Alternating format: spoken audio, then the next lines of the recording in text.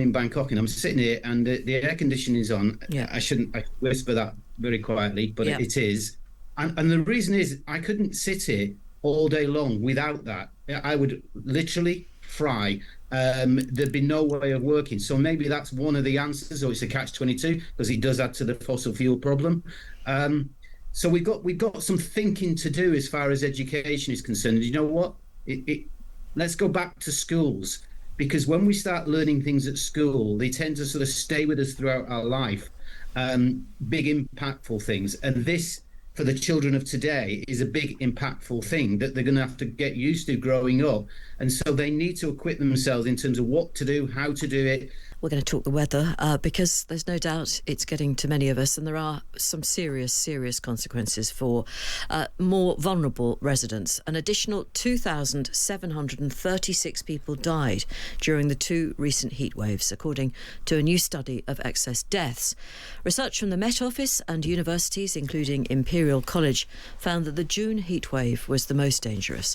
That, as Natural England warns that the risk of wildfires is now at its highest level for the coming days. Weatherman Jim Dale has often talked to us, sometimes at periods of extremely cold weather, at other times when we've been desperate for a bit of heat.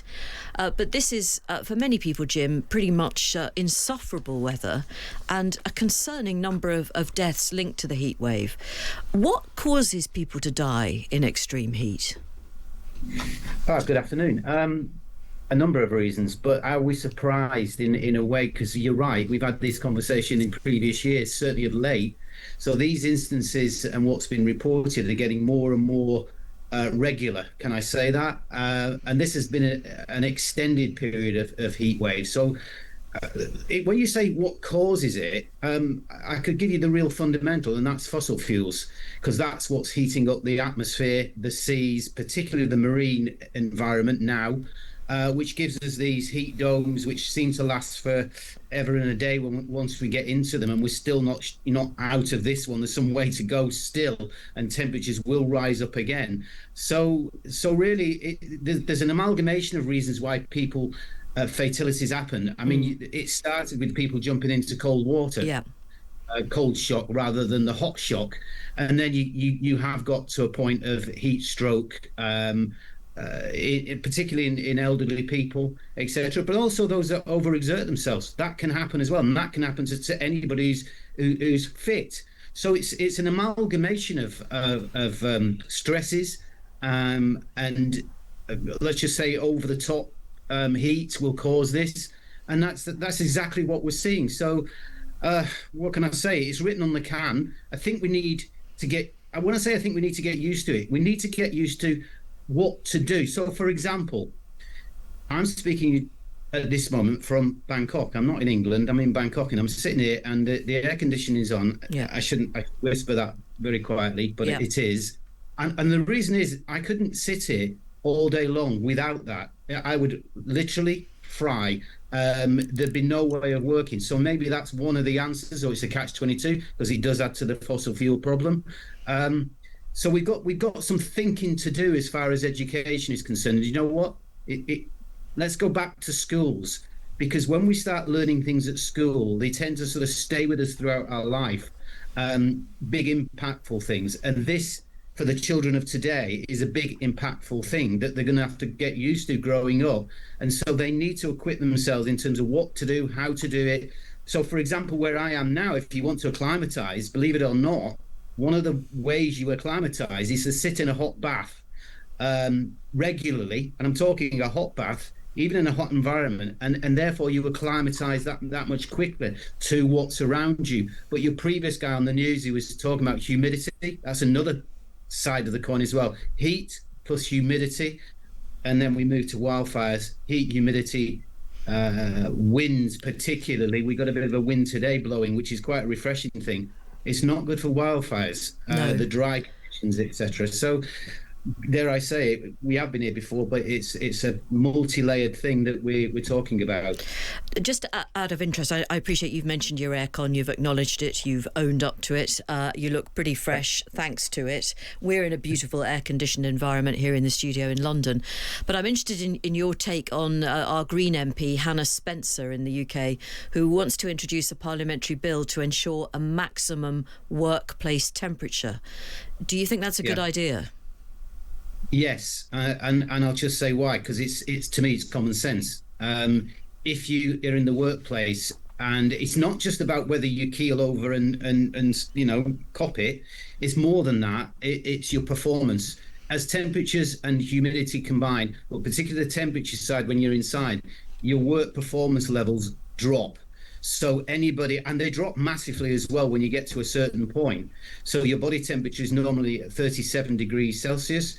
If you're reaching 38, 39 particularly, anything beyond there, you're heading to hospital, then your performance will go down. I think we all know that. When you even on a mildly warm day, when you go running and you feel a bit hot, yeah, you do get hot and flustered and your speed comes down, and it's kind of the same sort of thing. So I think Hannah's got the right ideas. How that is implemented, we'll wait and see, but there has to be a level by which people slow down, do what they're, particularly obviously in high labor tight areas where you're actually moving around, moving stuff and what have you. It counts more there than perhaps sitting sedentary at a desk as we are. Of course. I did actually get an email from my local council to say that the bin men would be coming a couple of hours early because they just couldn't. Oh, well done. I mean, I do think that's a good idea, and I'm surely no one will complain about the odd bin clanking around at 5:30 in the morning at the moment. Well, do you know what? That's exactly the direction of travel we need to start thinking of. We need to look south.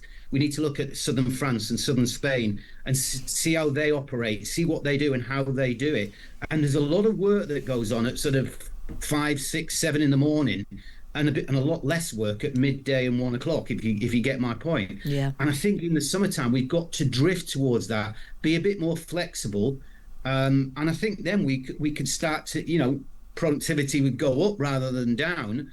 And I just think we need a serious talk, a real serious, particularly at the schools. I've mentioned already, the education side needs to change in terms of weather and climate from fronts and highs and lows to something a lot more focused on what we're seeing at this moment in time, how to protect yourself, how to survive, how to work in this environment, etc., because, and I say it loudly and clearly, until we stop fossil fuels and the emissions that we got in terms of not completely but slowly but surely, then these things will be repeated, and watch for the El Nino later this year. Right. I mean, so things potentially could get even worse. Just in the short term, Jim, is there any rain at all in the British forecast for the next couple of weeks?